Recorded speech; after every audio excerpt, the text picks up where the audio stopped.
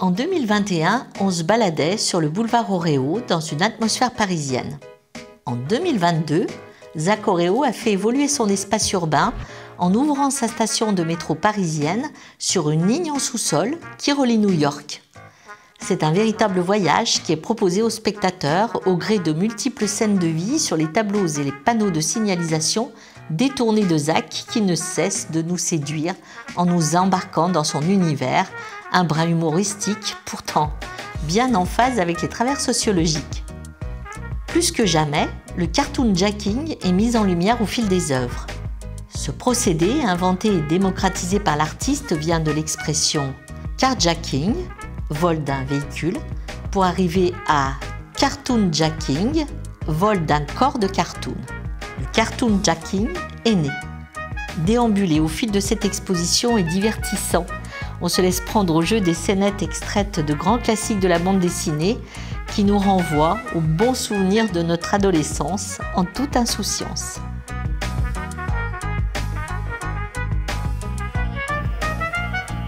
Bonjour Zach Oréo. Bonjour Sylvie, bienvenue dans la première ligne de métro Paris-New York. Dis donc, on s'y croit plus vrai que nature. Bah là c'est clair, ouais. Cette année j'ai eu encore beaucoup de boulot, hein. Je dirais comme chaque année à Street Art City, la charge de boulot s'amplifie. Les installations sont juste magnifiques, tu es perfectionniste, on le sait. Ouais. Tu pousses vraiment jusqu'au bout les ambiances et les atmosphères, mais là franchement on y est vraiment plus vrai que nature. Bah, l'année dernière on avait juste fait la partie d'entrée avec les escaliers du métro avec un signe métropolitain et tout le monde voulait descendre. Donc on a décidé cette année de prolonger les travaux et donc là on a une ligne de métro complète avec un vrai quai où on peut visiter, se promener à Lurcy-Lévis, à Street Art City. Donc c'est plutôt cool. Et de Paris à New York. Voilà, et de Paris à New York. Donc en fait, l'année dernière, je ne sais pas si vous vous rappelez, Zesso m'avait un peu sauvé la vie et donné un petit coup de main à finir la fin du boulevard. Donc il avait fait toute une partie New York et donc on a eu l'idée cette année, vu que lui ne fait pas vraiment d'expo, d'exposer pas mal d'œuvres à lui dans les escaliers new-yorkaises. Et donc ici, c'est le métro parisien qui va directement jusqu'à New York. J'ai essayé de ramener un petit peu tous les supports différents que les artistes du métro aiment bien graffiter. Affectionnent. Donc il y a des wagons de train. J'ai aussi amplifié un petit peu toutes les œuvres, c'est-à-dire que l'année dernière, j'avais surtout bossé sur des Tintoretto et des signes de rue. Cette année, j'ai ramené des extincteurs, des grands plans de métro taille réelle. Les grands plans de métro, il faut en parler. Il y a deux grands plans de métro originaux, et on a le droit de le dire.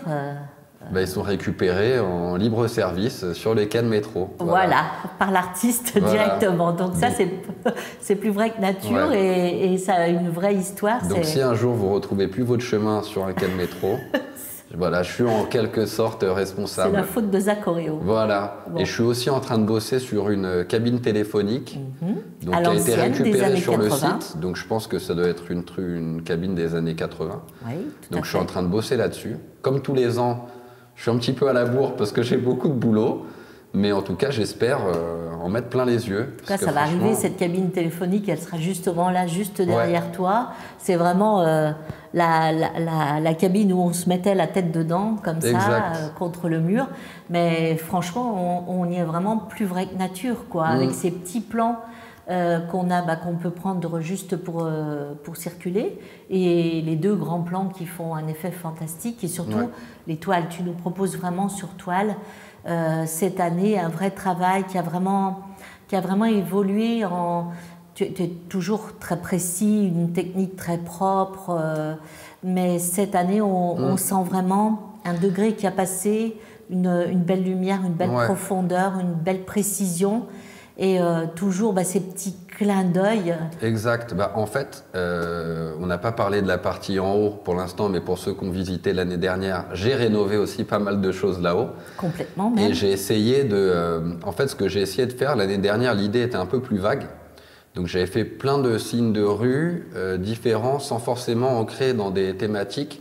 Et cette année, j'ai vraiment essayé de concentrer et de faire plusieurs œuvres dans la même ambiance. Donc vous verrez, il y a toute une série sur Tintin et le capitaine Haddock qui se font une mission tagage de fusée. J'ai amplifié toute la partie où il y avait un mur défense d'affichés. J'ai rajouté plein de choses. Vu qu'on va à New York, dans ma rue, je vous ai prévu un petit bureau de change pour changer vos euros en dollars, en auréodollars. C'est ça. Pour pouvoir aller faire du shopping à New York. Non, j'ai vraiment essayé de pousser un petit peu plus le truc. J'ai eu des petits coups de main aussi pour construire pas mal des nouvelles cloisons. J'ai récupéré un intérieur de bus qui était sur le site pour créer un intérieur de wagon. On a fabriqué les tabourets en carrelage qu'il y a sur les quais de métro. Non, on a vraiment essayé de recréer une vraie station de métro. Il manque que les pickpockets et la mauvaise odeur, mais je ne sais pas si on a envie de les ramener ou pas. Pas tout à fait, pas tout de suite. Pas tout de suite. Pas tout de suite, ouais. Un peu plus tard. Écoute, ça s'annonce très bien. En tous les cas, les collectionneurs qui ont commencé à passer en prévision, en avant-première, les journalistes aussi qui se succèdent, c'est un vrai bonheur que de voir les gens arriver là au pied de l'escalier et dire je m'y crois plus vrai que nature, quoi. Je suis dans le métro parisien, parisien avec les yeux qui brillent. Ouais, et puis c'est rigolo aussi de ramener donc toute cette partie urbaine, parisienne ou new-yorkaise même à la fin dans un endroit comme Street Art City. Pour les visiteurs qui viennent en voiture, ils seront assez surpris, je pense, de trouver ça ici. Voilà, donc c'est cool. Et on déambule toujours accompagné de ton petit nounours malicieux, un petit peu coquin, turbulent. Tiens, je vais te poser une question. Qu'est-ce qui pourrait changer avec ces bombes, ton nounours malicieux, dans notre monde d'aujourd'hui?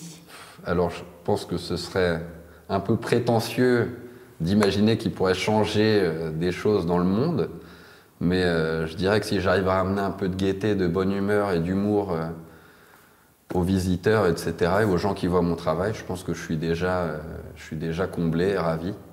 Donc après, si ça peut être un peu plus que ça, c'est toujours mieux, mais bon. Commençons déjà par ça, je pense que c'est déjà pas mal. Toute la force des artistes de Street Art City, tout en humilité, et pourtant ils sont porteurs de tellement de talent, et ils apportent tellement de bonheur et de rêve aux visiteurs qui vont se faire une joie de défiler tout l'été. Là, en tous les cas, tu les attends. Dans la station de métro. Je les attends, je dors ici d'ailleurs. Voilà, je les attends ici, je ne bouge pas. Donc rendez-vous, là, on part à La Défense, ligne 1. Voilà, exactement. Direction La Défense. Avec Zach Oreo, à très vite.